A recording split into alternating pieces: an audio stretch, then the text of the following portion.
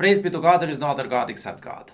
Let me explain why today's world does not support a full life.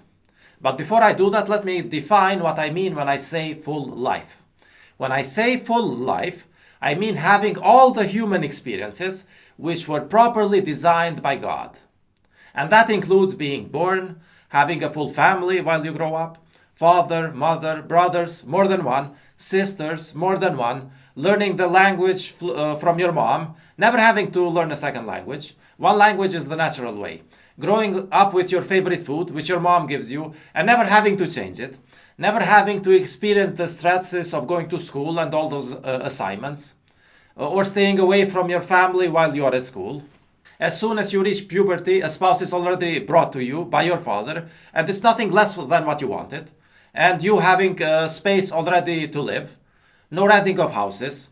Having children and a large yard where they can play, and you don't worry that a car will run them over, or that they are unsafe from strangers, never having to pay the bills, enjoying the mornings and evenings, and seeing the sunrises and sunsets, and have fresh fruits directly from the trees, and cattle and sheep which reproduce on their own. See, these are real blessings because they are renewable and you don't have to work for them.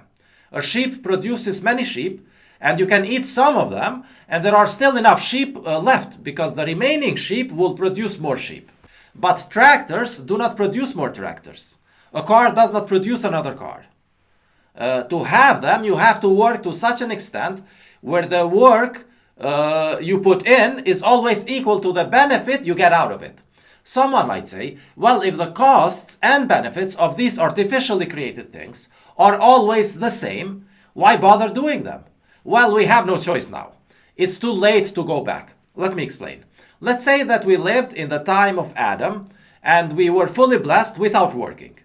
The blessings would have continued just like that, and you could have a fully blessed life if all the people were believers. But most of those people are not believers. And their evil can be manifested in many ways, but let me simplify it. Let's say that one day during those times you go to the river to drink water, which still has perfectly pure, clear water. And once you go there, the disbelievers are rude to you, and you don't feel comfortable drinking water there. Now, the next day, you would rather go upstream somewhere far to drink the water, but that's too far for you to go every time. So you decide to create some kind of tool to carry the water from the stream back to your living place. But that actually requires work. And because you worked, you were less available to the other believers around you. So now they have less joy in life. And that means that they will become less tolerant. And now when someone makes a mistake, it will seem like a bigger problem to them, because people who are less blessed are less tolerant. And then that big problem will push others to solve it. So they now have to work. And it becomes a vicious cycle, where now everyone has less blessings, and civilization moved to another level, where people have to work to live. So the evils of the past generations led to less blessings for each subsequent generation. And there is no solution to it in this world. Each generation will have to work more and more for some of those blessings, while some of the blessings will keep coming for free, but less and less in each generation. And as I have mentioned many times before, the best approximation to measure how much the blessings have been reduced is to look at the tax to GDP ratio, which indirectly is a measure of how much of the blessings have been interfered by humans. How much of the total stuff which we enjoy has actually passed through human work. And it's also indirectly a measure of how much the believers and disbelievers share together. And these days, the tax to GDP ratio has reached about 45% in well-functioning countries. And in the other countries where it is lower, it is only lower because the governments are not delivering the goods and services. So had those governments done their job properly, it would be about 45% there also. So we are at a stage of civilization where the blessings in life have been reduced by 45%. And this means that we lead a life which is only 55% full, which means that there will be things lacking in your life, and there's no escape from it. One of these things will have to happen to every human, for example. Either you will have to get married much later, or have less children than you wanted, or have less money than you need, or work harder than it feels comfortable, or get married on time but with a bad relationship, or end up divorced, or have less natural human interaction, or eat less tasty fruit, genetically modified fruits, or live in a place where you are not even allowed to walk freely because the highways give priority to cars, and the lands are fenced or dangerous, or you have to go and live in a place where you don't get enough sunlight, or live in a place which lacks in beauty, some kind of bad basement with no view maybe, or achieve all these at the expense of your health, or at the expense of bad relations and hatred with others, or at the expense of loneliness in old age. So there is no way that a human can bless himself more than God blesses him. All blessings come from God, and humans can only transform them, but not increase them or decrease them.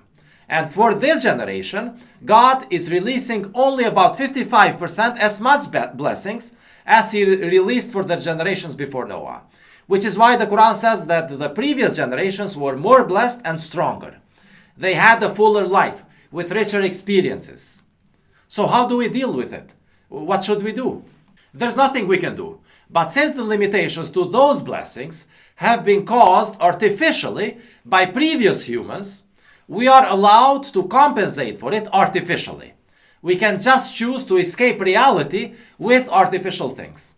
And there are many artificial escapes from reality, like music, movies, games, internet, YouTube, documentaries, artificial decorations, pets, and so on. But let's imagine that from all of those, only music existed. In that case, in our generation, every person would have to listen to music 45% of their time, or they wouldn't be able to handle life. That's the reality. And let's not even focus on it. It's out of our control. It's the part of the test in our life where God has filled the test for us already. And we will not be graded on that. And we cannot fail or pass that part of the test. It's already graded for us. But instead, let's focus on the other 55% where we can actually fail or pass the test or get an excellent grade. In that 55%, we are being tested by God. So let's focus on the things which actually matter, where the test is real, for which we will actually be paid on the last day. And these real things which matter are action-oriented things. Verse 36:54 says, "On that day, no soul will be wronged in the least. You will be paid precisely for whatever you did."